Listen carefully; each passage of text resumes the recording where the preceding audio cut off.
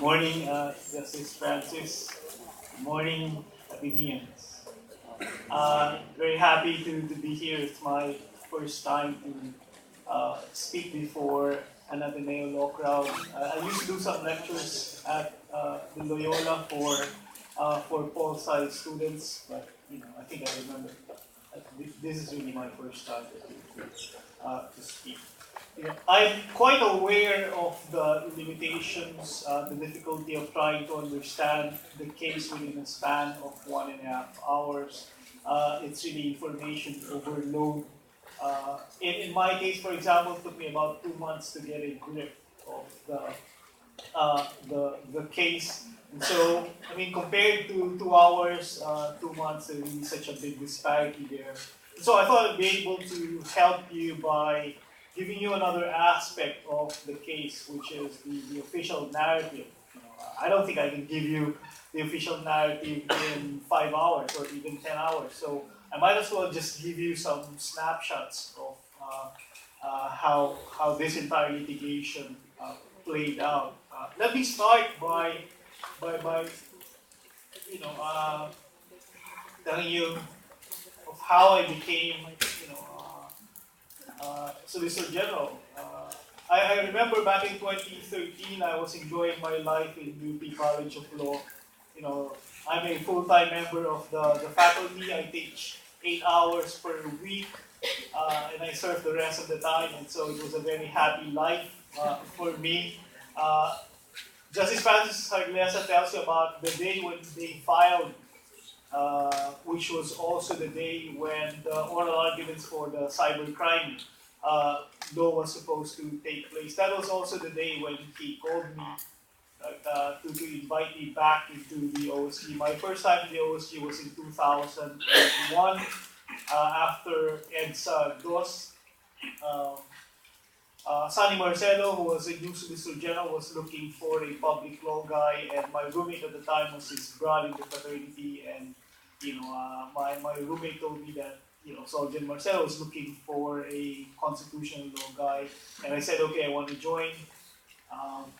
I stayed for only, I think, about 10 months because Sonny Marcelo was appointed ombudsman, and I decided to go back to the law school.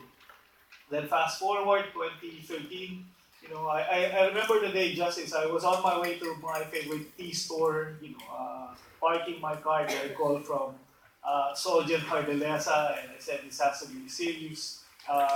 He never calls me. Right? And then his intro was, pare, pwede ba kitang makausap? So I knew it was an SOS. And then he invited me to his house, gave me a picture of the future. Right? And nabola naman ako, so I decided to rejoin the office of the Solicitor General. I was a senior state solicitor from 2013 up until 2015 when Sergeant Jardeleza was appointed to the Supreme Court.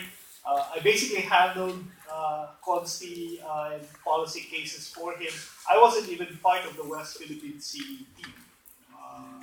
And I didn't complain because my hands were already tied with all the cases. DAP, PDAP, RH. For me, those were the biggest wins possible. I was very happy. Right. And then he gets appointed to the Supreme Court, and I get appointed as acting Solicitor General. And now I have this problem in my hand called the West Philippine Sea. Let me give you an idea of the power structure. What you have right now is a 500-page decision that's downloadable, right, in the PCA's website. I don't think anybody will read that except for those who will be doing PIL and will be required by their professors to actually read the entire decision. The PCA does very good summaries. You can actually focus on the summaries if you're not invested in the discourse of international law. That'll give you enough, to understand the case if you read it, several times. But that's just, the billboard, how the billboard was created. who were the workers, who were the power players. That's another story that we intend to tell when we write a book, which we hope will be able to finish in about a year's time. The power structure is basically controlled by the Athenians here. Of course, at the top would be the president, President Benigno Aquino, and his generals were E.S. Ochoa and CPLC Ben, now Justice Ben Kagiwa. They were the real lawyers of the president. And so before you get to the president, you have to get past those two guys. And so my goal was to develop a good working relationship with them when I became Solicitor General. I didn't know them except for when we would meet with them to discuss certain cases that affected the president. In particular, the DAT case. That was my only interaction with them. You'd find it strange that the president appointed an acting Solicitor General he had never met. My first time to meet President Aquino was during my oath taking, which was, I mean, if I were president, I'd never appointed Solicitor General I've never met. So it's a testament to his the decision to appoint people based on merits. That he was able to appoint someone he'd never met as Solicitor General. And of course, below that would be the agent. The agent is the sole representative of the Republic in the arbitration. If you look at all the memorials, there's only one signature. Well, there are only two signatures that appear in the pleadings that were submitted by the Republic.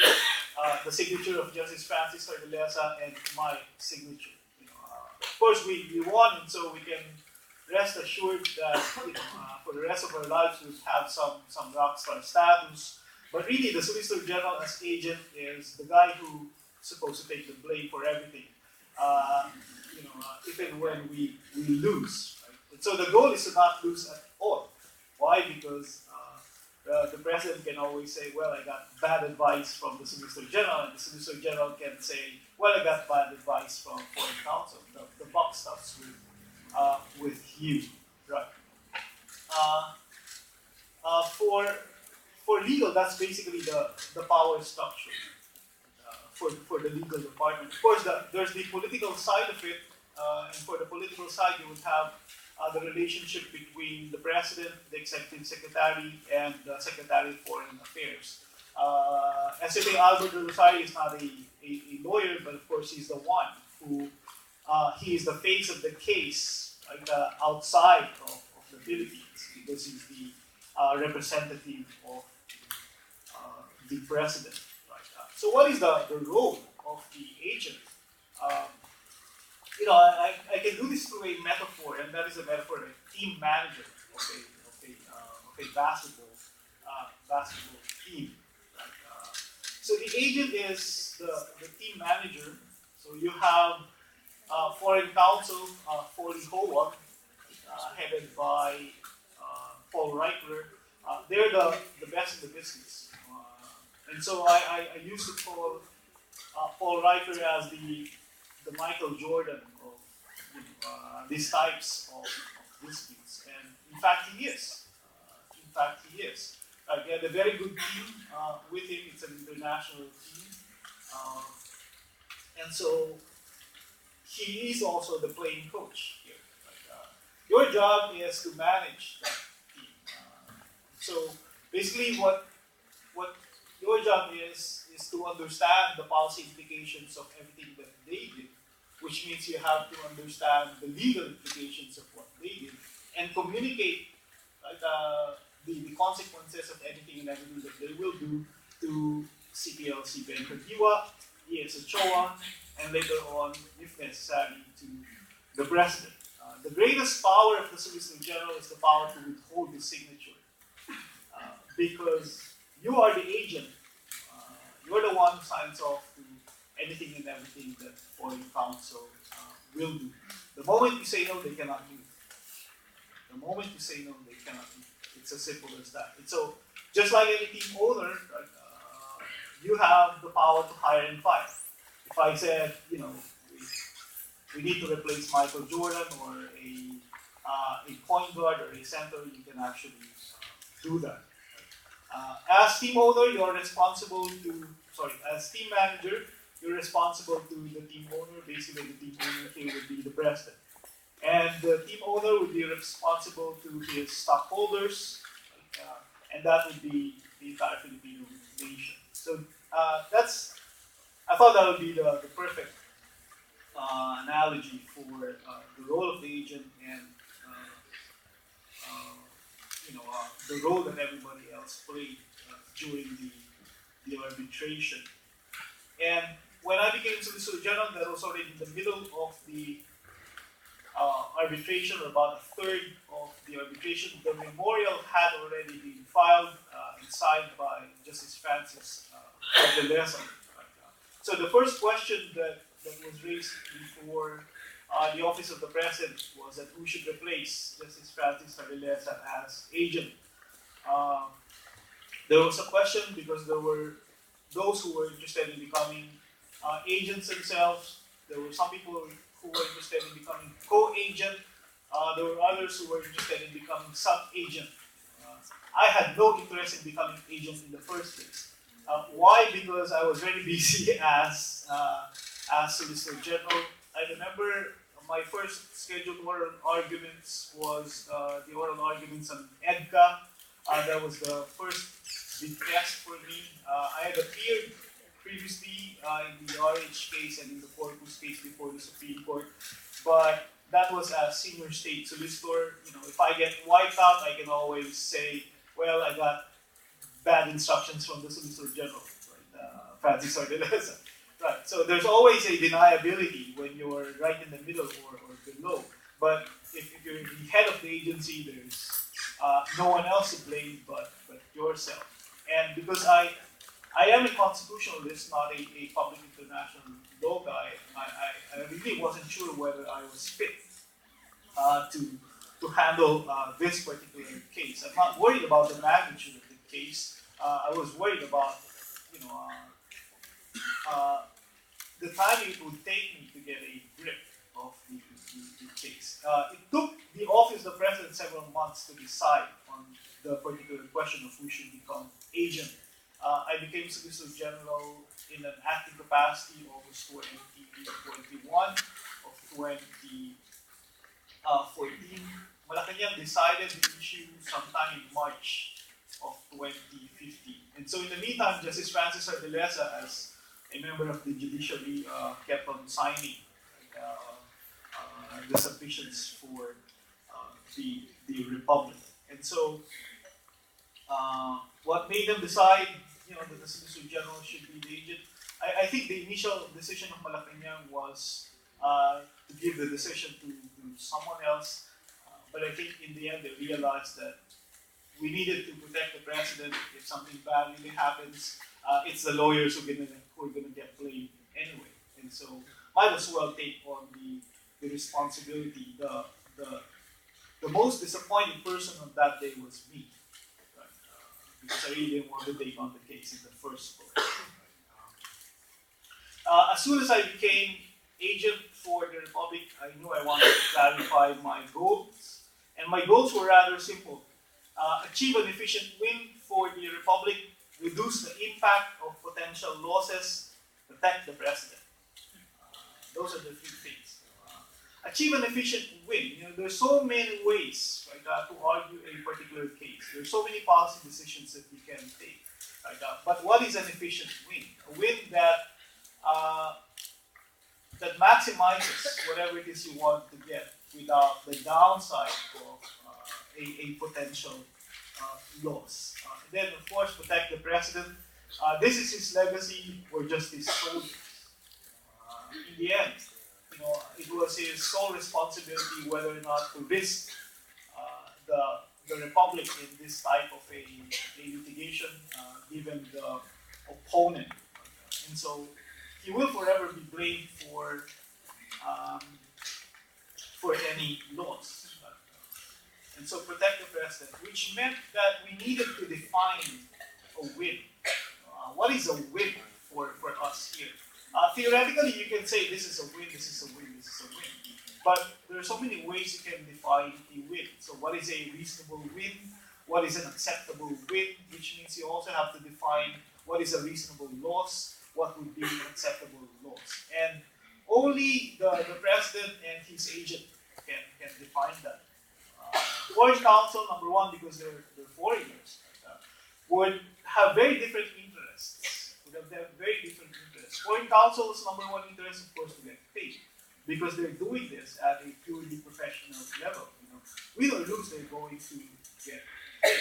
Right? Of course, they also have U.S. deniability. If they lose, they can always say, well, the agent for the Republic didn't agree to some of the things that we wanted to do, right? And therefore the blame should be assigned to the agent. And so determining what is a win is really the most important task of the agent. I became Solicitor General post-memorial pre-hearing, meaning that the theory of the Republic had already been crafted. The 13, I think it's a 13-volume memorial, I think it's about this thick, had already been filed. Like we were waiting for the schedule of the hearings. And so what was I supposed to do? My goal was to establish control over the case, because I came in the middle. I basically was a stranger to the entire team. I was a stranger to the entire litigation. And so I had to develop my relationship with the executive secretary and CPLC. The opportunity to develop that relationship came when the case was bifurcated. What do you mean by bifurcated? When we filed the case, when the fees of the lawyers were structured, the assumption was that there was only going to be one hearing. And that hearing would be both on the jurisdictional question as well as on the merits of the case. The assumption, of course, is that the questions on jurisdiction as well as the questions on the merits were so intertwined that the tribunal would have no choice but to hear them in one go. So that was the assumption. And so when the case was bifurcated, we were both disappointed and worried. Why? Because when the tribunal decided to bifurcate the proceedings, it was essentially a signal to everyone that we want to look at the jurisdictional questions first. And as Justice Francis told you, jurisdictional question is a 50-50 question. There were, I think if you did a survey of the legal materials at the time, I'd say it was really 50-50. Even if you talk to Filipino legal scholars, they would say, of course, as Filipinos, they would say, of course, we have a case. We can survive the jurisdictional phase of the arbitration. But in private, during face-to-face conversations, they would tell you, we're not really sure whether we can survive the jurisdictional phase of this arbitration. So it really could have gone either way. In fact, there was an entire book written by a German scholar saying basically that the Philippines cannot survive the jurisdictional phase. So when the tribunal decided to bifurcate the proceedings, that created some tension, created problems for us. The practical problem was delay. Effectively, the bifurcation delayed the case by about 1.5 years. The original timeline was to get the decision during the presidency of President Aquino. Of course, the assumption is that we're very confident that you're going to win the case in the first place, right? But either way, we've already, tumaya na tayo.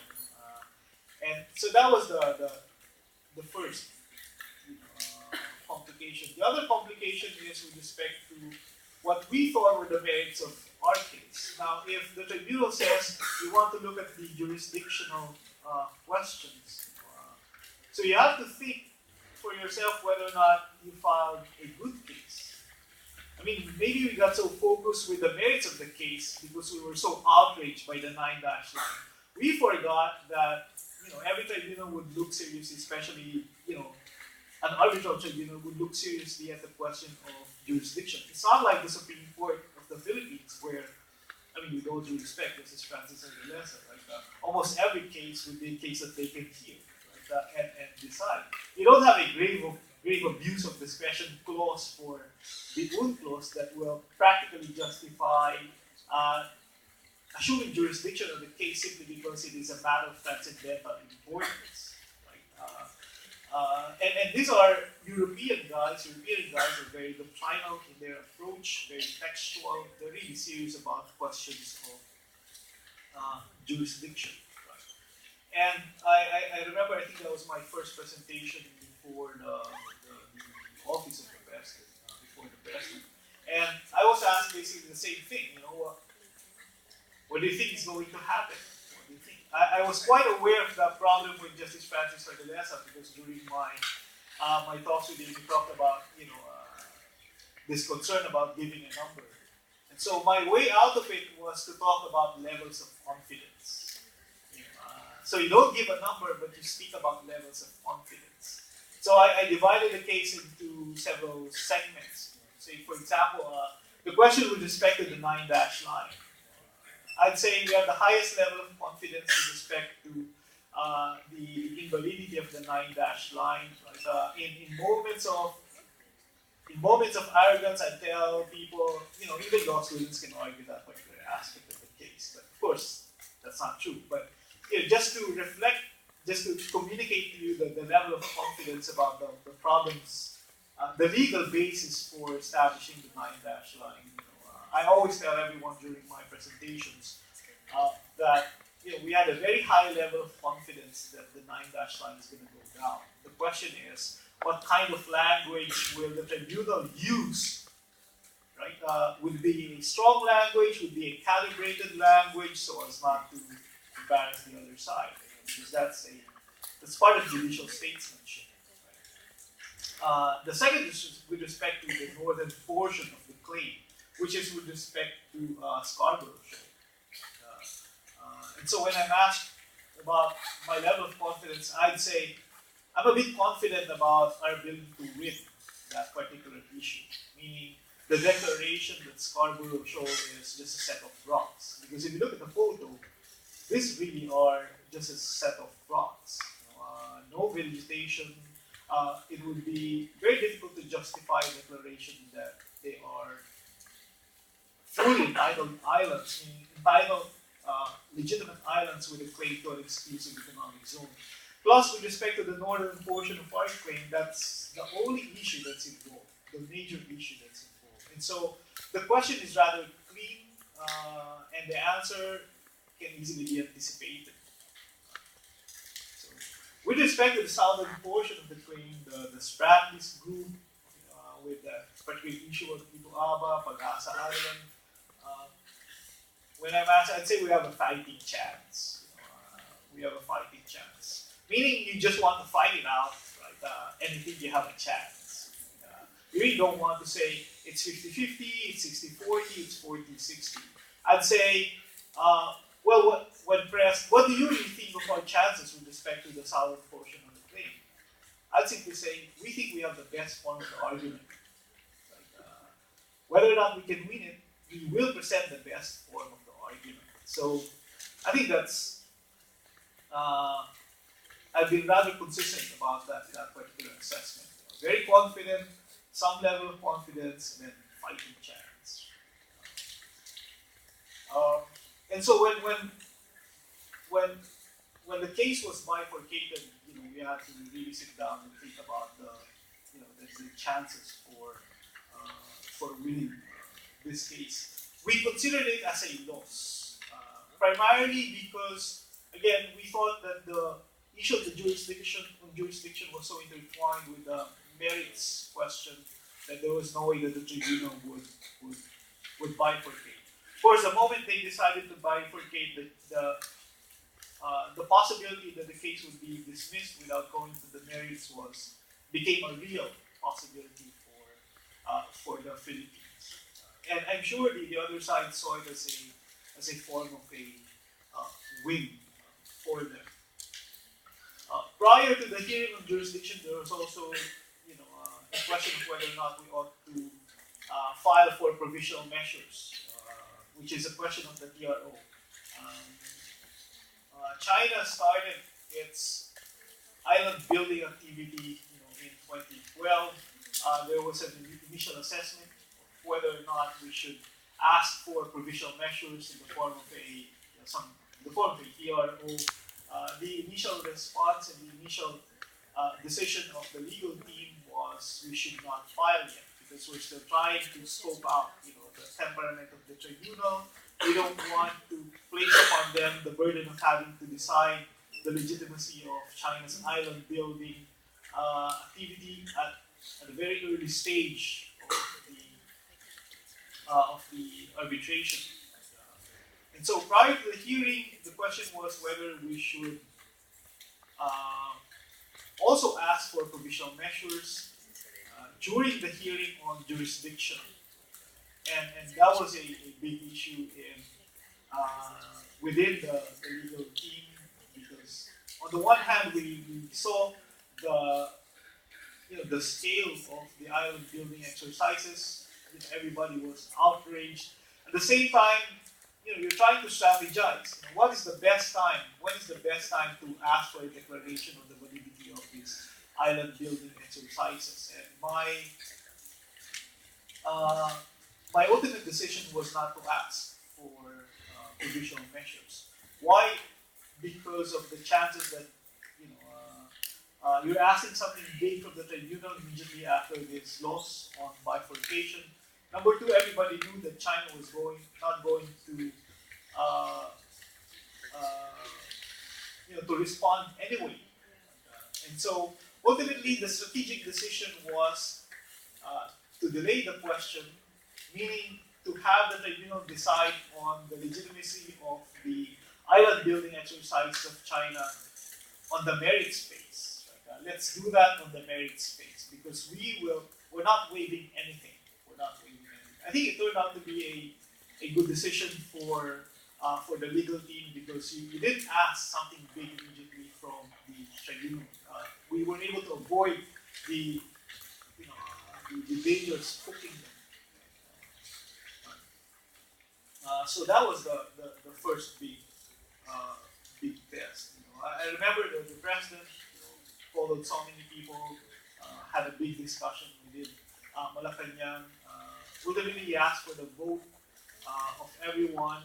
I think everyone voted with me except for one. So I thought that was a big win for,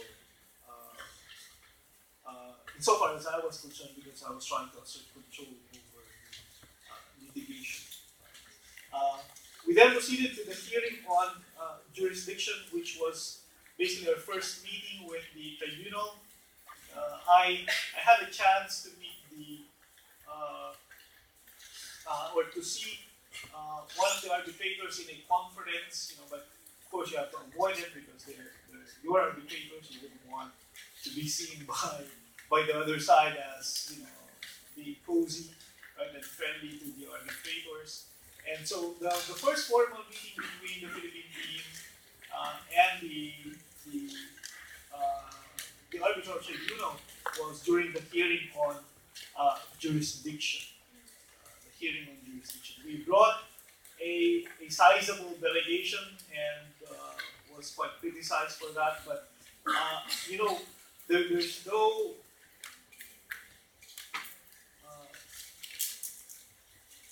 it's really priceless. The impact of having a large enough delegation that will appear for the Philippines during the hearing. I think that was ESO Choa's first official trip of law. Just to give everyone a sense of scale as to the significance of this case with respect to the priorities of the administration. Justice Francis Jardeleza was there.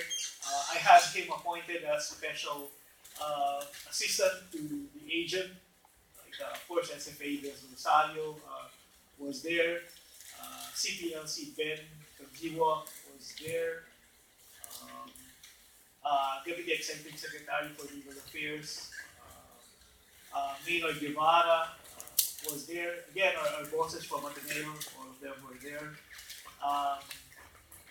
Justice Carter was there as an observer. I think he was invited by SFA Albert De Rosario, right? And then I had my team from the OSG. It was a big delegation. I think it communicated to the members of the tribunal that were really serious about prosecuting this particular case. Oral arguments were made. As agent, I opened and closed. People kept asking me, what's your sense of arguing or speaking before the case? And I always tell them it's really boring. It's nothing like arguing in the Supreme Court where it's like wild, wild west. In the Supreme Court, justices are always gunning for your head, right? Always shouting at you. In The Hague, it's very formal and civilized. You make your presentation for 10, 15 minutes. The foreign counsel would speak for about 45, 50 minutes, and then you have a 15-minute break, and then you do that cycle for about 3 times, right? And then you proceed to lunch, and then you do that again for about 3 times in the afternoon, and that's it. What about Q&As? The Q&As were also very civilized and formal. Members of the tribunal were asked in very formal and nice tones, right? Everybody, it was like a mutual admiration club, basically. Well, the case is over. There's no point in sabotaging my speech. Anyway. And so it was really very formal. When the members of the tribunal would ask questions, you can always respond by saying that we recognize the wisdom of your question and we give you a fully articulated answer tomorrow. Right? So you don't need to answer on the fly. Like in the Supreme Court, where it will be seen as a form of weakness when you are not able to answer immediately. In rare moments in the Supreme Court, I was able to get away with the answer. I'll put that in my memo, Your Honor. I'll make sure to put that in my memo. But generally, it's not going to work, right? But it does work in The Hague, apparently. Right? And so, after the hearing on jurisdiction, the team was very happy with their presentation. China was not there, of course. There was a table assigned to them. That real estate was basically wasted for 1 entire week of hearings. It didn't make things easy for the Philippine team. Instead, it made things a bit more difficult because we had to tell the tribunal, this is what we think were the arguments of the other side. And so we're basically fighting a ghost, which I think is more difficult than fighting a real opponent. The award of jurisdiction came out, I think, several months later. We were very happy. We thought that was a calibrated, decision on the part of the tribunal. There were 15 submissions. 7 of the submissions, the court, with respect to 7 submissions, the court said they had jurisdiction. With respect to the balance of the submissions, the court said that's intertwined with the merits of the case. And then, with respect to our final submission, the court said, "Why don't you just clarify that because it's quite vague." Right. I think the award of jurisdiction created some problems for the other side because that was the time when they realized that this case is a real case.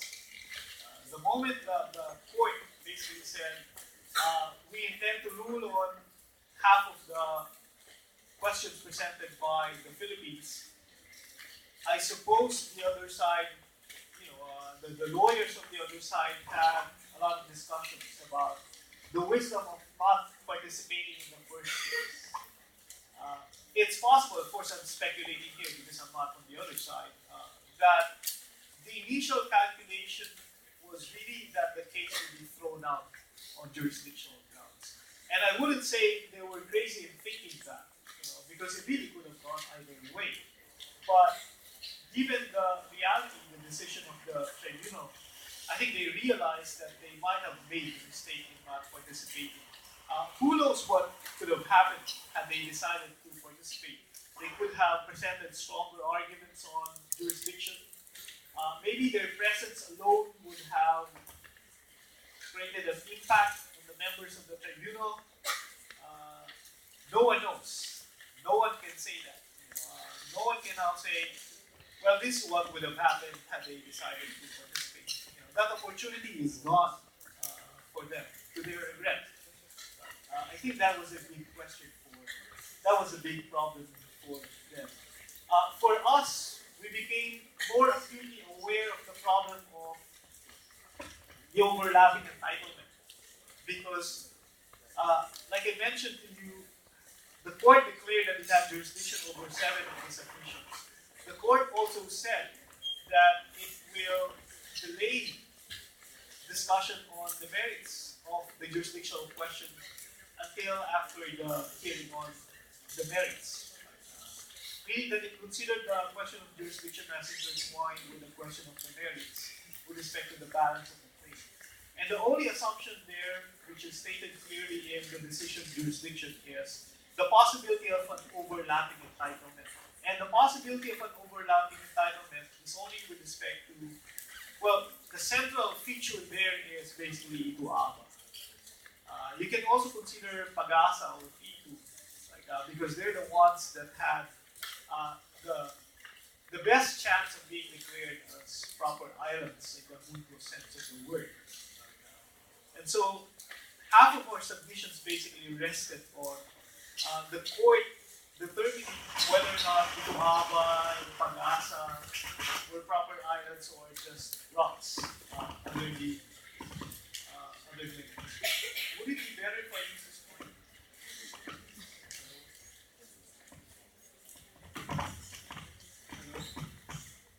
Okay, so I'll skip that.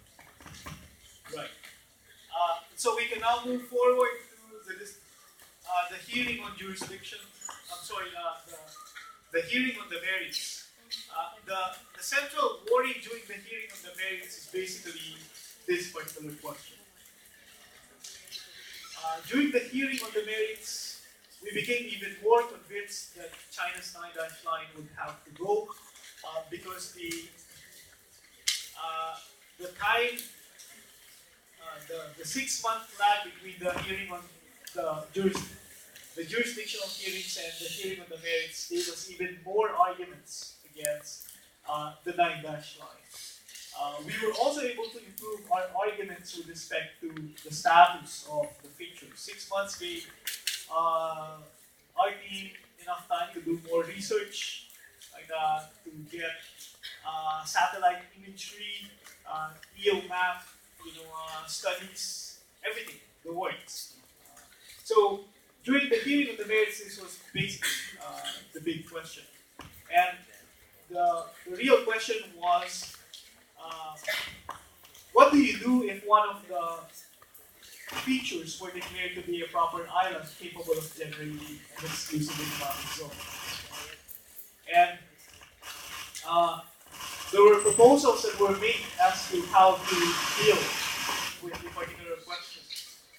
And my answer was rather simple. If we're going to fight, let's fight it out. Let's not tell the tribunal we're not so sure about our arguments and therefore we want to offer you things like, say, joint development. Because the moment you do that, you're basically showing fear, you're showing weakness, you're anticipating the punch on the other side. You don't do that. And in the end, everybody was able to reach a compromise. They said, we put all our eggs in one basket, which is our strongest argument. And that turned out to be, I would say, one of the biggest decisions in the arbitration, and we won. Of course, we didn't know until July 12th that the after the hearing on the merits, so many things happened. There was the elections. Of course, the term of President Aquino expired by noon of June 30. I was replaced as agent. We were informed the decision would come out July 12th. And like Justice Francis Jardeleza told you, we decided to meet in his chambers July 12th. I got an email from Judith Levine, who was the head of the Secretariat of the PCA, she was basically the chief law clerk for the decision that she would send by email the decision at 5 p.m. On June 12th. So by 4 p.m. I was in the chambers of Justice Francis. By 4:30, Justice Ben Kadiwa arrived, and so we were waiting. At 5 p.m., 5:01, 5:02, 5:03, I still didn't have the decision. I was starting to worry because the Europeans were so focused on, are usually on time, they're never late. So I thought it was just a problem with the Wi-Fi. Hello? Okay. We were getting very anxious. Of course, the most anxious there was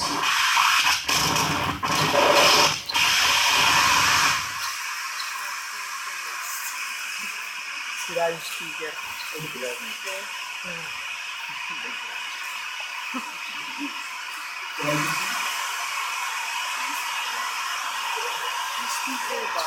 Sira yung speaker niya, yung wiring yun.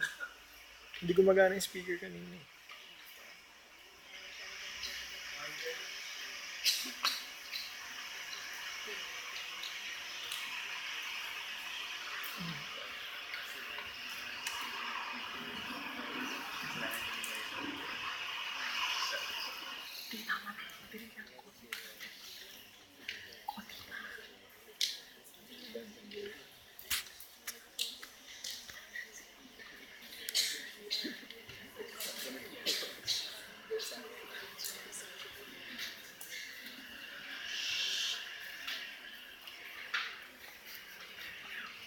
Bayad ka 100K, pero hindi sila makabili ng microphone. I think it's the network's mic that's interfering.